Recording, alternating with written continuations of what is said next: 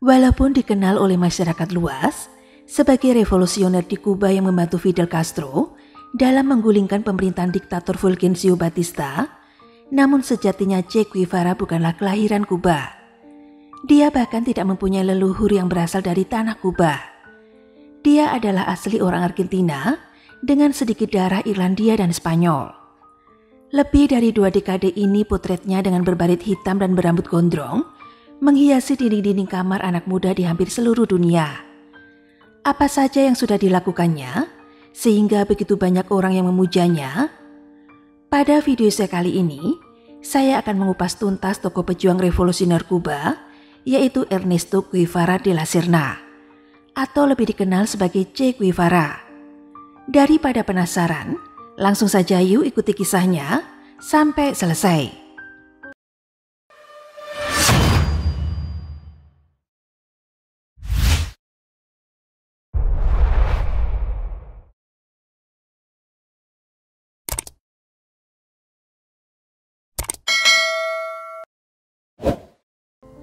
Che Guevara memiliki nama lahir Ernesto Guevara de la Serna dan kelak namanya lebih dikenal sebagai Che Guevara. Dia lahir pada tanggal 14 Juni tahun 1928 di Rosario, sebuah kota besar di Provinsi Santa Fe, Argentina. Dia adalah anak tertua dari 5 bersaudara dan terlahir dari keluarga Argentina kelas menengah. Ayahnya bernama Ernesto Guevara Lin, seorang dokter berdarah Spanyol dan Irlandia. Sedangkan ibunya bernama Celia de la Serna y Llosa. Dalam keluarganya Guevara biasa dipanggil dengan nama Ernestito, yang artinya Ernesto kecil. Ayah Guevara adalah pendukung setia faksi Republik dalam Perang Saudara Spanyol dan sering menjamu veteran kaum Republik yang lari mengungsi ke Argentina pasca kekalahan mereka menghadapi kaum nasionalis dalam Perang Saudara Spanyol. Dari situ terlihat bahwa Che Guevara tidak memiliki leluhur di tanah Kuba dan bahkan bukan warga negara Kuba sebelum revolusi Kuba terjadi. Nama Che sendiri berasal dari bahasa Indian Guarani yang tersebar di Argentina. Sebenarnya kata Che hanyalah istilah sapaan akrab saja yang artinya kira-kira, "Hai kawan" atau "Hey you". Di waktu itu kata Che menjadi sapaan akrab antar kawan di Argentina. Dan bahkan bergeser maknanya menjadi sebutan untuk orang yang berasal dari Argentina.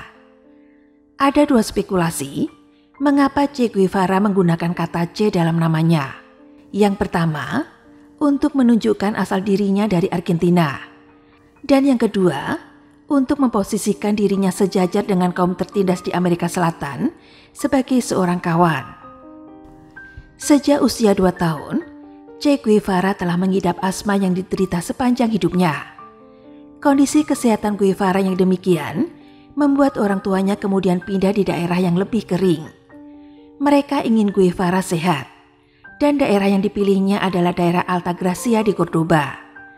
Namun sayangnya kesehatan Guevara tetap tidak kunjung membaik. Sejak masih muda, Guevara terlihat begitu peduli dengan kaum miskin dan selalu memprotes ketidakadilan yang terjadi di sekitarnya. Guevara tumbuh sebagai seorang pemuda yang selalu berontak dengan ketidakadilan dan penderitaan yang diderita orang lain di sekitarnya.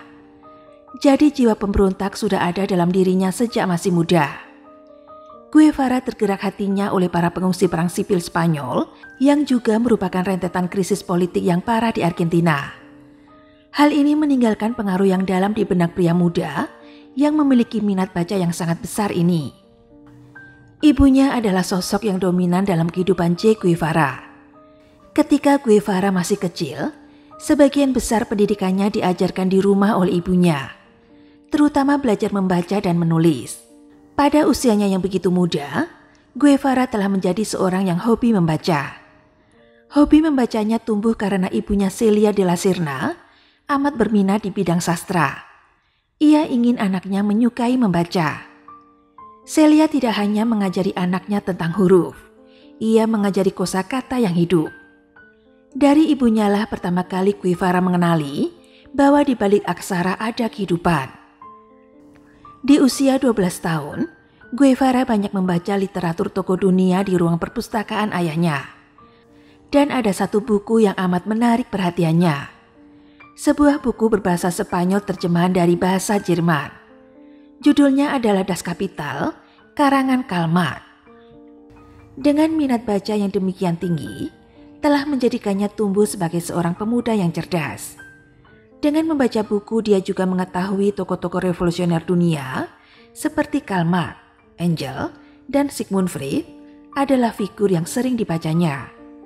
Sosok-sosok inilah yang kemudian membangun karakternya menjadi pejuang revolusi Marxis Argentina dan pemimpin gerilya Kuba. Selain membaca, Che Guevara juga menaruh minat besar pada matematika, sosiologi, sejarah, ilmu politik, arkeologi, teknik, olahraga catur, filsafat, dan karya sastra, baik puisi maupun pemikiran dari para pemikir terkenal. Untuk melanjutkan tingkat pendidikan dasarnya, Guevara kemudian dimasukkan ke sekolah menengah pertama di Colegio Nacional de Funes di Cordoba pada tahun 1941. Walaupun Guevara mengidap asma yang akut di sepanjang hidupnya, tetapi ia tumbuh dengan keunggulan atletik dan berbagai bidang kegiatan olahraga. Dia menyukai olahraga renang, sepak bola, golf, dan rugby. Selain itu, dia juga menjadi seorang pesepeda yang tidak kenal lelah. Maka tidaklah heran jika di sekolah ini dia mendapat nilai terbaik di bidang sastra dan olahraga. Terjunnya Guevara ke kancah perjuangan rakyat berawal saat dirinya melihat para pengungsi perang sipil Spanyol akibat rentetan krisis politik di Argentina. Krisis yang kemudian semakin memuncak di bawah pemerintahan diktator fasis Juan Perón. Kondisi ini membuat hati Guevara tergerak untuk melakukan perlawanan. Terlebih lagi, Juan Perón merupakan pemimpin yang paling ditentangnya.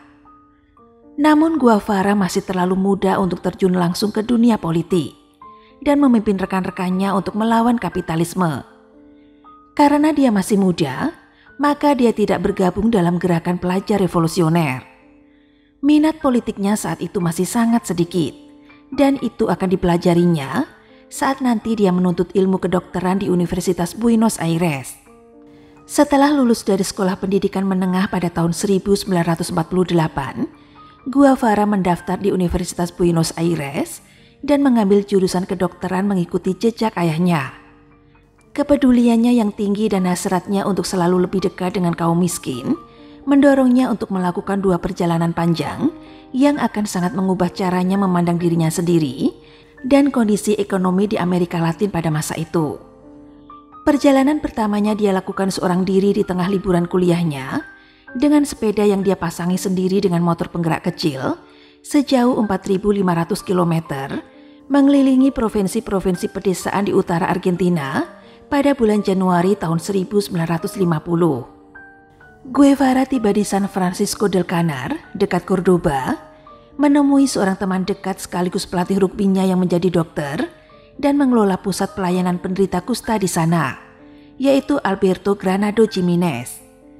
Di sana Guevara terharu melihat penderitaan para pasien kusta, dan peristiwa itu yang menjadi pendorong bagi Che Guevara untuk mengikuti Granado menjadi tenaga medis sukarelawan bagi penderita kusta di San Pablo, Peru pada akhir tahun 1951. Dia melanjutkan perjalanan keduanya, dan kali ini dia mengajak serta temannya, yaitu Alberto Granado Jimenez. Untuk perjalanan ini, Guevara mengambil cuti kuliah selama 1 tahun. Perjalanan kedua ini dimulai pada bulan Januari tahun 1952 dengan menggunakan sepeda motor Norton 500 cc buatan tahun 1939 yang diberi nama La Poderosa II dan akan menempuh jarak sekitar 8.000 km. Perjalanan kedua Guevara ini melintasi wilayah Argentina, Chili, Peru, Ekuador, Kolombia, Venezuela, Panama, Miami, lalu kembali ke Buenos Aires. Ketika sedang melakukan perjalanan di Chili, Guevara sangat marah setelah melihat kondisi para pekerja di tambang tembaga Chuquicamata yang berlokasi di Gurun Atacama. Sebuah pertambangan tembaga milik sebuah perusahaan tambang asal Amerika Serikat yang bernama Anaconda Copper Mining Company. Guevara begitu tersentuh dan marah melihat kondisi para pekerja tambang tersebut. Mereka diperlakukan sangat tidak manusiawi oleh perusahaan. Bahkan ada di antara mereka yang sudah beberapa bulan tidak menerima upah kerja dari perusahaan. Sementara yang lain adalah penambang liar yang selalu dikejar oleh petugas dari perusahaan tambang tersebut. Mereka hidup begitu memprihatinkan, bahkan tidak memiliki selimut untuk melindungi dari hawa dingin. Padahal suhu di gurun Atacama pada malam hari sangatlah dingin. Mereka tinggal di kamp-kamp darurat yang berubah seperti sebuah perkampungan kumuh dengan kehidupan yang sangat tidak layak. Mereka melanjutkan perjalanan ke Peru dan menyempatkan diri mengunjungi Machu Picchu di pegunungan Andes. Sepanjang perjalanan, Guevara tersentuh oleh kemiskinan yang teramat sangat di daerah pedesaan terpencil, di mana petani keturunan bangsa Inca yang dulunya besar, kini hanya bekerja sebagai buruh upahan di sebidang kecil tanah yang dimiliki oleh tuan tanah kaya. Kemiskinan yang endemik dan penindasan terhadap kaum papa inilah yang membuat Guevara tergerak hatinya untuk memperjuangkan nasib mereka. Selama perjalanan, mereka mengandalkan keramahan orang-orang yang mereka temui di sepanjang perjalanan. Seperti saat motor mereka mogok, Guevara memberhentikan truk untuk meminta tumpangan ke tujuan berikutnya. Dalam perjalanan menumpang truk dengan orang-orang keturunan Indian dan hewan ternak mereka mulai membangun persaudaraan dengan penduduk asli yang dalam bahasa setempat disebut dengan campesinos, dan membantu pengobatan beberapa penduduk asli yang sakit tanpa memungut biaya. Pada bulan Mei tahun 1952, mereka memasuki Lima, ibu kota Peru. Di sana mereka bertemu dengan Dr. Hugo Pissi, seorang ilmuwan Peru yang menjabat sebagai Direktur Program Kusta Nasional di Peru. Selain itu, Dr. Pissi juga seorang aktivis politik di Peru. Melalui Pissi inilah akhirnya Guevara dan Granado mendapat rekomendasi untuk akses masuk ke koloni penderita kusta di San Pablo di hutan hujan Amazon Peru. Selama tinggal di sana, Guevara melihat sendiri tentang kelayakan fasilitas yang diperoleh oleh pasien-pasien kusta di sana cukup menyedihkan di wilayah itu. Mereka tidak punya pakaian yang layak, hampir tidak ada makanan, dan tidak ada obat-obatan yang memadai. Penderita lepra ini hanya dikumpulkan di satu lokasi dan diberi pengobatan seperlunya saja.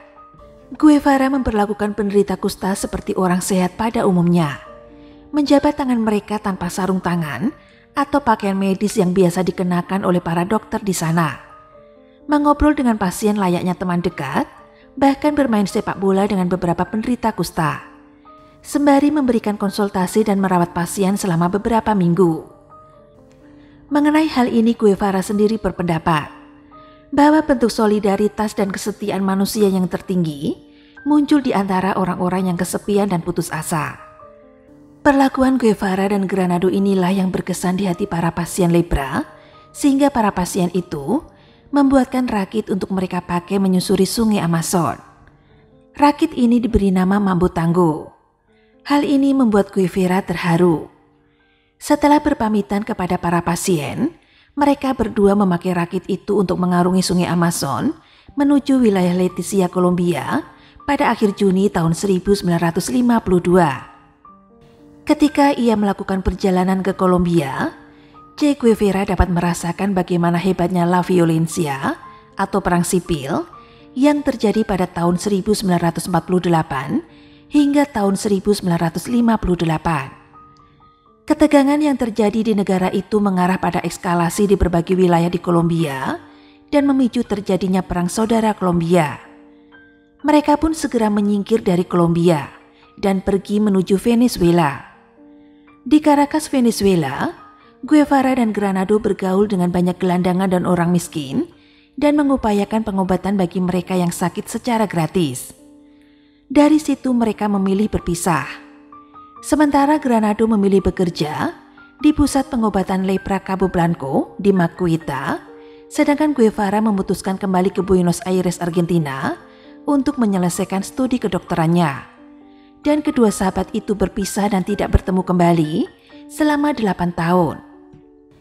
Kisah perjalanan Guevara ini kemudian diterbitkan dalam sebuah buku dengan judul The Motorcycle Diaries yang diterjemahkan ke dalam bahasa Inggris pada tahun 1996 yang kelak menjadi karya dengan penjualan terbaik menurut New York Times dan kemudian difilmkan dengan judul yang sama pada tahun 2004, di mana film tersebut memenangi beberapa penghargaan. Sekembalinya ke Argentina, ia menyelesaikan kuliahnya dan memperoleh gelar di bidang kedokteran pada bulan Juni tahun 1953. Sehingga secara resmi ia disebut sebagai Dr. Ernesto Guevara. Namun kehidupannya sebagai seorang dokter tidak membuatnya bahagia. Dengan pengalamannya menjelajahi Amerika Selatan bersama Granado sahabatnya dan menyaksikan dengan mata kepala sendiri bagaimana kemiskinan yang endemik, penindasan si kaya dengan si miskin, dan sulitnya mendapatkan fasilitas pengobatan bagi orang miskin menjadikannya radikal dan mendorong Guevara untuk berpikir bahwa dia harus meninggalkan dunia kedokteran dan mempertimbangkan politik perjuangan bersenjata atau revolusi. Dari sini terlihat bahwa Guevara menjadi radikal karena apa yang dilihatnya dengan mata kepalanya sendiri. Pengalaman dan pemikirannya dalam dunia politik makin berkembang, dan hal ini semakin menguatkan pandangannya menentang kapitalisme dan kebutuhan untuk menyelamatkan sistem dunia ini. Guevara malah semakin gelisah memikirkan nasib kaum proletari yang pernah dia temui selama perjalanan di Amerika Selatan. Pada tanggal 7 Juli tahun 1953, Guevara kembali melakukan perjalanan. Tujuannya kali ini adalah Bolivia, Peru, Ekuador, Panama, Costa Rica, Nicaragua, Honduras, El Salvador, dan Guatemala. Saat dia berada di lapas Bolivia, dia justru dituduh sebagai oportunis. Ketika itu di Bolivia dalam masa revolusi nasional. Tidak perlu berlama-lama berada di Bolivia, Guevara kemudian melanjutkan perjalanannya ke Guatemala. Akhir bulan Desember tahun 1953, Guevara tiba di Guatemala. Pada saat itu Guatemala dipimpin oleh Presiden Jacob Arben Guzman yang terpilih secara demokratis. Salah satu program kerja pemerintahannya adalah menghapus praktek sistem latifundia di Guatemala. Untuk mewujudkan hal tersebut, Presiden Arben mencanangkan program reformasi lahan besar-besaran, sehingga semua bagian lahan yang belum digarap disita oleh pemerintah dan diberikan kepada para petani tidak berlahan. Kebijakan ini nantinya dikenal sebagai reformasi tanah. Hanya saja program kerjanya mendapat pertentangan dari perusahaan perkebunan besar yang tidak rela lahannya dibagikan ke petani tak berlahan.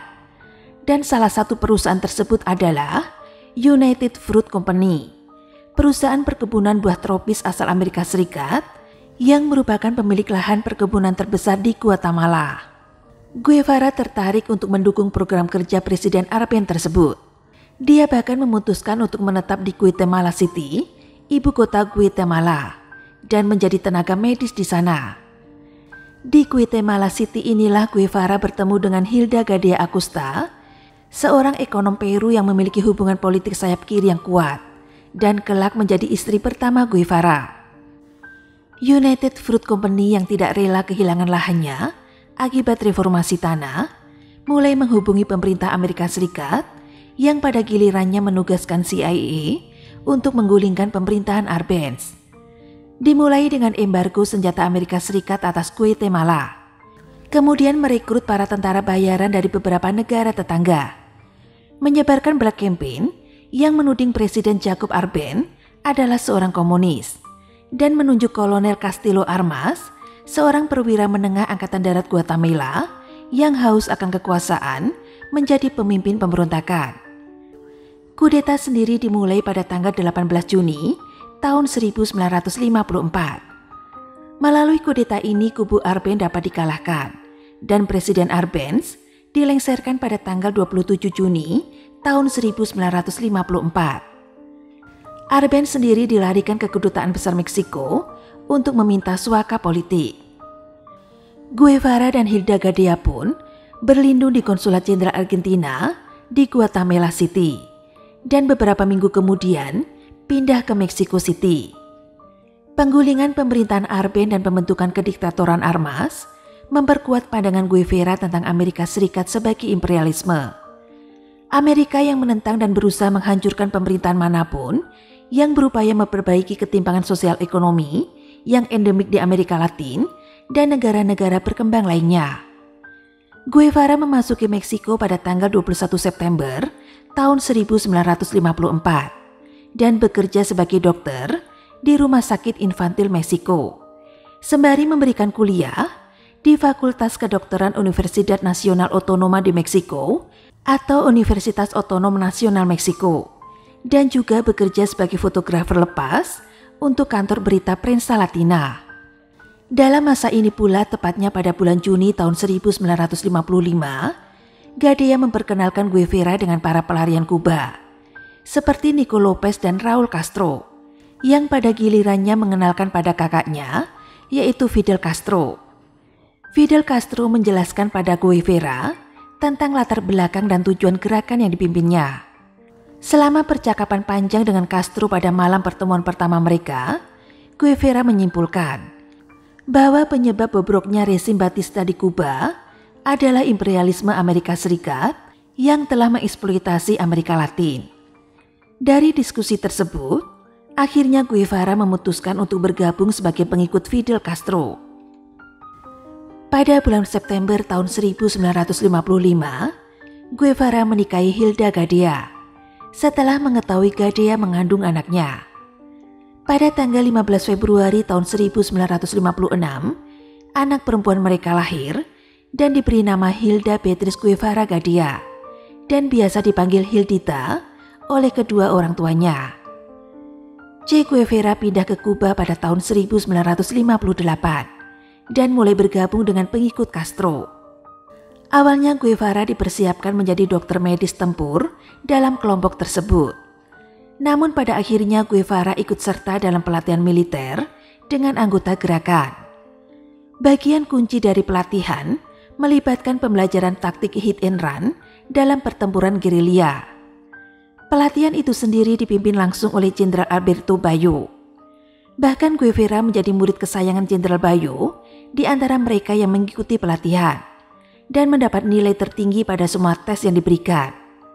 Dan di akhir pelatihan, Jenderal Bayo bahkan menyebut Guevara sebagai gerilyawan terbaik yang pernah ada. Selama masa-masa ini, semakin terbukti kehandalan Che Guevara dalam menyusun taktik strategi pertempuran. Namun selain kemenangan demi kemenangan dalam setiap pertempuran, Guevara juga menghadapi masalah yang serius. Dari mulai gangguan nyamuk hutan sampai dengan penyakit asmanya yang sering kambuh. Hal terakhir ini bisa disebabkan oleh kebiasaan Guevara yang merupakan seorang perokok berat. Di sela-sela revolusi, Guevara juga mendirikan pabrik untuk membuat granat, membangun dapur darurat untuk membuat roti bagi penduduk sekitar, dan menorganisir sekolah untuk mengajar penduduk yang buta huruf untuk bisa membaca dan menulis. Selain itu, Guevara mendirikan klinik kesehatan untuk memfasilitasi pengobatan bagi warga sekitar secara gratis. Pemikiran Guevara dan gaya kepemimpinan Guevara membuat Castro menaruh kekaguman pada sosok Guevara. Di samping karena dia adalah komandan yang brilian. Dengan pertimbangan yang matang, akhirnya Fidel Castro menjadikan Guevara sebagai orang nomor 2 dalam rantai komandan pasukan revolusioner. Guevara juga banyak mendapat simpati dari penduduk Kuba yang rata-rata miskin dan diperparah dengan gaya kepemimpinan Presiden Fulgencio Batista yang semena-mena. Sebagai orang nomor 2 dalam rantai komando, Guevara juga dikenal sebagai orang yang disiplin dan tegas. Dia tidak akan segan-segan menghukum mati setiap revolusioner yang kedapatan berkhianat, desersi, sampai dengan mereka yang melakukan kejahatan yang merugikan warga masyarakat. Seperti yang terjadi pada Jose Moran Losilla. Dia kedapatan merampok dan melakukan pungutan liar kepada setiap petani di Sierra Maestra dan juga memperkosa putri seorang petani. Saat petani itu meminta pertanggungjawabannya, Losilla malah membantai petani itu dan anaknya. Mendengar laporan tersebut, Guevara segera memimpin pasukan menangkap Losilla dan mengeksekusinya tanpa ampun. Pada tahun 1956, pasukan yang setia kepada Castro memperkarasai gerakan 26 Juli. Perlawanan ini bertujuan untuk mendirikan pangkalan di pegunungan Sierra Maestra. Namun karena diserang pasukan pemerintah, hanya 22 dari 82 orang anggotanya yang berhasil mencapai puncak pegunungan Sierra Maestra. Dalam beberapa bulan berikutnya, mereka menyerbu kamp tentara, membangun persediaan senjata mereka, dan akhirnya memperoleh kemenangan atas wilayah tersebut. Setelah menguasai wilayah tersebut, mereka mendistribusikan kembali tanah secara merata di antara semua petani. Sebagai gantinya, para petani memberi bantuan untuk melawan pasukan Batista. Popularitas Castro yang semakin meningkat menyebabkan peningkatan kekuatan pasukannya. Anggota tentaranya terdiri dari para petani, pelajar, hingga pemuka agama. Marah pada pertumbuhan popularitas tentara Castro, pemerintah Batista mengeksekusi orang-orang di depan umum. Protes kepada pemerintahannya akhirnya semakin memuncak. Pada tahun 1958, pasukan Castro yang sebagian besar terdiri dari orang-orang miskin dan terpinggirkan, mendapat dukungan dari kelas menengah yang berpengaruh, seperti pengacara, dokter, akuntan, dan pekerja sosial mulai bergabung di barisannya. Pasukan Castro bertempur dengan gagah berani melawan pasukan pemerintah. Pasukan pemerintah pun mengalami kekalahan satu demi satu. Pada bulan Oktober tahun 1958, Guevara memainkan peran penting dalam pertempuran Las Mercedes.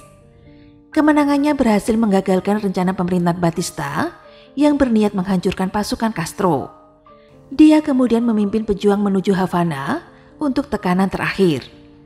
Pasukannya berhasil mengambil alih Santa Clara. Kemenangan ini menjadi pembuka jalan kemenangan gerilya yang menentukan revolusi. Pada masa ini juga Guevara dekat dengan Aleida March de la Torres, salah satu anggota revolusi yang nantinya menjadi istri kedua Guevara. Guevara dan pasukannya bersama dengan William Morgan adalah anggota revolusioner pertama yang memasuki ibu kota Kuba Havana pada 2 Januari tahun 1959 dan disambut meriah oleh warga Havana yang baru saja terbebas dari rezim Batista. Menyusul Fidel Castro 6 hari kemudian pada tanggal 8 Januari tahun 1959. Segera setelah kemenangan revolusi Kuba, Hilda Gadea datang ke Kuba pada akhir Januari tahun 1959 memenuhi undangan Guevara. Namun Guevara memberitahu pada Gadea bahwa dia sedang dekat dengan wanita lain. Pasangan ini resmi bercerai. Namun Guevara tetap bertanggung jawab membiayai Gadea dan anak mereka. Gadea pun setuju untuk menetap di Kuba. Mereka resmi bercerai pada tanggal 22 Mei tahun 1959.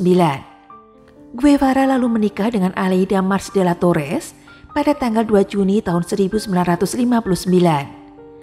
Dari pernikahan keduanya ini, Guevara dikaruniai 4 orang anak. Pada bulan Februari tahun 1959, pemerintah revolusioner menganugerahi Guevara sebagai seorang warga negara Kuba sejak lahir, sebagai pengakuan atas perannya dalam kemenangan revolusi Kuba. Tidak hanya itu, Che Guevara juga diangkat sebagai Menteri Perindustrian, Menteri Keuangan, dan Presiden Bank Nasional Kuba. Dengan kekuasaan ini, dia menghilangkan ketidaksetaraan sosial dengan menasionalisasi pabrik, bank, dan bisnis. Dia bahkan menyediakan fasilitas perumahan, perawatan kesehatan, dan pekerjaan bagi orang Kuba.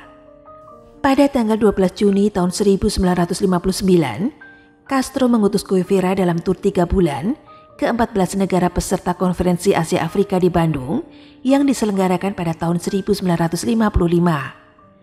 Di antara negara-negara tersebut adalah Maroko, Sudan, Mesir, Suriah, Pakistan, India, Sri Lanka, Burma, Thailand, Indonesia, Jepang, Yugoslavia, Yunani, ditambah juga Singapura dan Hong Kong.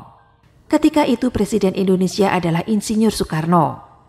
Ketika berkunjung ke Indonesia, Guevara merasa cocok dengan Presiden Soekarno.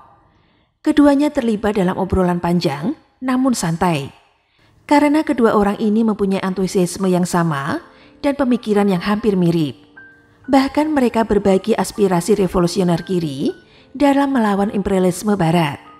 Dari diskusi ini, Guevara juga menjalin kerjasama ekonomi antara Indonesia dan Kuba. Ia juga sempat mengunjungi Candi Borobudur. Usai menemui Soekarno, Guevara sangat terkesan dengan Soekarno dan mengajaknya berkunjung ke Kuba. Setahun setelah Guevara mengunjungi Indonesia, giliran Presiden Soekarno yang mengunjungi Kuba pada tanggal 13 Mei tahun 1960. Pemimpin Kuba Fidel Castro dan Che Guevara langsung menyambut Soekarno di Bandara Jose Marti Havana. Soekarno banyak bercerita tentang Castro tentang apa yang pernah dilakukannya selama di Indonesia. Presiden pertama Indonesia itu membawa hadiah kepada Castro berupa keris, senjata tradisional khas Indonesia. Dari pertemuan di Kuba, terlihat Soekarno, Che Guevara, dan Fidel Castro menunjukkan hubungan yang sangat dekat. Fidel Castro, yang juga anti-Amerika, satu pemikiran pula dengan Soekarno. Sejarah menunjukkan bahwa para pemimpin ini tidak pernah mau diperalat oleh Amerika Serikat. Memasuki tahun 1964, terobosan dan serangkaian orasi yang dilakukan Che Guevara untuk Kuba secara tidak langsung mempopulerkannya menjadi negarawan revolusioner kelas dunia saat itu. Guevara banyak menghadiri konferensi negara-negara di dunia, dan dalam setiap kesempatan, dia selalu mencela setiap praktek eksploitasi negara-negara maju terhadap negara dunia ketiga yang marak terjadi saat itu. Seperti yang dilakukannya di New York saat memimpin delegasi Kuba di PBB pada tanggal 11 Oktober tahun 1964. Dalam pidatonya di sidang Majelis Umum PBB, Guevara dengan tegas mengkritik ketidakberdayaan PBB dalam menghadapi sistem apartheid yang brutal di Afrika Selatan. Dia mempertanyakan untuk apa mendirikan PBB kalau memperjuangkan persamaan hak orang kulit hitam di Afrika Selatan saja tidak mampu. Di kesempatan yang sama, Guevara juga kembali mencela Amerika Serikat dengan kebijakan diskriminasi warna kulitnya. Selama di New York ini, Guevara menghadapi 2 kali upaya pembunuhan terhadap dirinya yang dilakukan orang-orang buangan Kuba atas perintah CIA. Menjadi orang nomor 2 paling berpengaruh di Kuba tidak lantas membuat Guevara bahagia. Sebaliknya dia malah menjadi gelisah dengan nasib kaum tertindas di belahan bumi lainnya. Terlebih lagi akibat kecaman Guevara terhadap Uni Soviet. Pihak Soviet jadi balik menekan pemerintahan Castro yang pada gilirannya membuat hubungan antara Castro dan Guevara menjadi dingin. Guevara menjadi lebih sering menghilang dari publik Kuba. Rumor pun banyak beredar tentang alasan Guevara menghindar dari publik. Selama masa-masa ini, Guevara berpikir untuk mengobarkan revolusi sekali lagi melawan eksploitasi kapitalis di suatu tempat di luar Kuba. Pada tanggal 31 Maret tahun 1965, Guevara menulis surat perpisahan kepada Castro. Dalam suratnya, Guevara berpamitan dengan Castro dan menjelaskan tujuannya keluar dari Kuba adalah untuk mewujudkan cita-citanya membebaskan setiap kaum miskin dari penindasan. Karena itu dia perlu mengobarkan revolusi di luar Kuba. Guevara menjelaskan juga tentang solidaritasnya dengan revolusi Kuba. Selain itu, dia menyatakan mundur dari semua jabatan dan urusan di pemerintahan. Dan dia juga mengatakan akan melepaskan kewarganegaraan kehormatan Kuba yang dia miliki. Karena menurutnya dirinya bukan hanya milik Kuba, tapi juga milik seluruh orang yang tertindas. Setelah bulan April tahun 1965, dia meninggalkan Kuba dan keluar dari kehidupan publik. Pergerakan dan keberadaannya selama 2 tahun berikutnya tetap dirahasiakan. Belakangan diketahui bahwa dia telah melakukan perjalanan ke tempat yang sekarang menjadi Republik Demokratik Kongo dengan pejuang gerilya Kuba lainnya dalam upaya yang terbukti sia-sia untuk membantu batalion Patrice Lumumba yang sedang berperang di sana. Di tahun berikutnya, yaitu pada musim gugur tahun 1966, dia pergi ke Bolivia dengan melakukan penyamaran. Di Bolivia dia melakukan upaya untuk meyakinkan rakyat Bolivia di wilayah Santa Cruz agar memberontak melawan pemerintahan tidak berhasil. Usaha untuk melakukan pemberontakan di Bolivia tidak hanya gagal, tetapi juga mengorbankan nyawanya. Dia ditangkap dalam kondisi terluka oleh pasukan pemerintahan Bolivia. Dia tertembak di betis sebelah kanan. Rambutnya kusut dan kotor. Pakaian yang dikenakannya robek di beberapa bagian. Che Guevara pun dibawa ke La Higuera pada tanggal 8 Oktober tahun 1967. Keesokan harinya, Presiden Bolivia René Barrientos memerintahkan agar Che Guevara ditembak mati. Guevara dinyatakan meninggal pada pukul 13.10 waktu setempat. Dia meninggal di usia yang masih relatif muda, yaitu 39 tahun. Secara keseluruhan, Che Guevara ditembak sebanyak 9 kali oleh eksekutor, yaitu Sersan Mario Terán. Ini termasuk 5 kali di kakinya, sekali di bahu dan lengan kanan, dan sekali di dada dan tenggorokan. Nampaknya tentara Bolivia ingin memanipulasi kabar bahwa Che Guevara tewas dalam sebuah baku tembak. Karena menembak mati seorang tawanan perang tanpa proses peradilan jelas melanggar konvensi Jenewa. Usai dieksekusi, jenazah Guevara segera diterbangkan ke Villa Grande untuk dimandikan dan akan dipamerkan di depan pers pada tanggal 10 Agustus tahun 1967. Jenazah Guevara dimandikan di sebuah fasilitas pemulasaran jenazah yang bernama Nuestra Senora de Malta. Setelah dimandikan dan dipamerkan kepada publik, seorang dokter militer memotong kedua tangan Guevara untuk dibawa dan dicocokkan sidik jarinya dengan catatan kependudukan Guevara di Argentina. Setelah didapati cocok, kedua tangan Guevara itu dikirim ke Kuba. Lalu jenazahnya dimakamkan di suatu tempat yang dirahasiakan bersama jenazah rekan-rekan Guevara lainnya. Pada bulan Juli tahun 1997, tim gabungan ahli geologi Kuba dan antropolog forensik Argentina menemukan sisa-sisa kerangka 7 mayat di 2 kuburan massal, termasuk 1 orang tanpa tangan. Pejabat pemerintahan Bolivia dengan Kementerian Dalam Negeri kemudian mengidentifikasi kerangka itu sebagai Che Guevara. Dengan mencocokkan gigi kerangka itu dengan plester cetakan gigi yang dibuat di Kuba sebelum ekspedisi Guevara ke Kongo.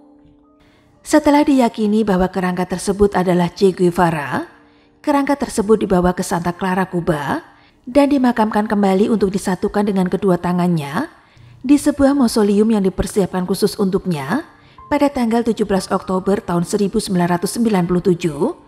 dengan dihadiri seluruh rekan-rekan revolusioner Che Guevara yang masih hidup, termasuk Fidel dan Raul Castro. Istri dan anak-anak Guevara, juga ribuan rakyat Kuba ikut menghadiri pemakaman dan memberikan penghormatan terakhir kepada Che Guevara. Dari kisah hidup Che Guevara yang saya rangkum dari beberapa sumber media online, bisa disimpulkan kenapa Che Guevara tetap dijadikan simbol perlawanan di seluruh dunia. Semangat perjuangannya dalam menuntut persamaan hak menjadi inspirasi banyak kaum muda di seluruh dunia untuk melawan ketika ditindas. Guevara tidak datang dari keluarga miskin. Dia juga bukan orang asli Kuba atau Guatemala, bukan pula orang Kongo ataupun Bolivia. Dia juga bukan keturunan orang kulit hitam di Amerika. Tetapi dia mau berjuang mati-matian, mengusahakan persamaan hak dan kebebasan untuk mereka. Che Guevara tidak hanya menjadi lambang perjuangan kaum revolusioner Kuba, tetapi juga semua orang di dunia yang mendambakan keadilan, kebebasan, dan persamaan hak, apapun ideologi yang mereka anut. Guevara juga menjadi simbol tidak resmi perlawanan rakyat Palestina melawan pendudukan Zionis. Dia juga menjadi simbol kaum LGBT yang menuntut dihapuskannya diskriminasi atas mereka. Dia juga dipakai sebagai simbol perlawanan Irlandia Utara terhadap aneksasi Britania Raya. Juga orang Afro-Amerika terhadap dominasi orang kulit putih. Dia akan tetap dijadikan simbol perlawanan terhadap ketidakadilan di seluruh dunia sampai pada kemenangan yang abadi. Itu tadi kisah kehidupan dari Che Guevara. Saya berharap semoga kisah ini bisa bermanfaat buat teman-teman semua. Dan jika masih ada materi yang kurang dalam penyajian saya di video saya kali ini, silakan teman-teman tambahkan dan tuliskan di kolom komentar. Terima kasih sudah mendengarkan cerita Adelisti pada hari ini dan tunggu cerita-cerita selanjutnya yang lebih seru.